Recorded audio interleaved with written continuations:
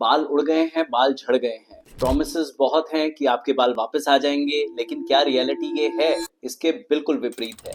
आपको समझना होगा कि अगर आपके हेयर फॉलिकल्स मतलब जड़ें जहां से बाल आते हैं वो ही खत्म हो गए हैं, तो बाल आना लगभग नामुमकिन है। तो इसलिए पहले समझना बहुत जरूरी है कि एक्चुअली हेयर फॉल इतना हो क्यों रहा है, बाल इतने झड़ क्यों रहे हैं। देखिए, सबसे पहला कारण न्यूट्रिशन।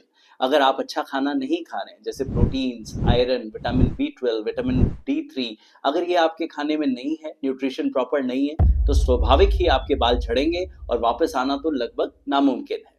स्लीप एंड स्ट्रेस, अगर आप सो प्रॉपर नहीं रहे हैं, नींद पूरी नहीं कर रहे हैं, चाहे वो ऑफिस का स्ट्रेस, पढ़ाई का स्ट्रेस या फैमिली का तनाव, लेकिन अगर आप सो ही नहीं रहे हैं और स्ट्रेसफुल लाइफ जी रहे हैं, तो कोर्टिसोल हार्मोन बहुत बढ़ जाएगा और वो आपके हेयर की ग्रोथ को बिल्कुल ब्लॉक कर देगा। तो नींद पूरी होना और स्ट्रेस फ्री लाइफ बहुत जरूरी है, तभी हेयर रीग्रोथ पॉसिबल है। और क्या कारण हो सकता है? देखिए, अगर आपको बहुत सारी बीमारियां हैं जिसमें हार्मोनल इश्यूज जैसे थायराइड, PCOD या और कोई मेंस्ट्रुअल इरेगुलरिटीज महिलाओं में, तो इन कारणों से भी बाल झड़ते हैं। और अगर आप हेयर रीग्रोथ चाहते हैं तो पहले आपको इन कारणों पे काम करना पड़ेगा। इसलिए हम बार बार आपको एडवाइस करते हैं, किसी गलत चक्कर में नहीं पड़ना है, जल्दबाजी में तो बिल्कुल नहीं, बिकॉज हेयर रीग्रोथ एक बहुत स्लो प्रोसेस है।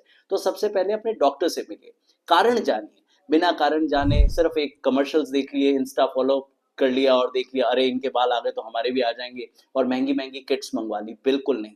पहले डायग्नोसिस तक पहुंचिए, कारण समझिए और फिर ही बालों की चाह रखिए।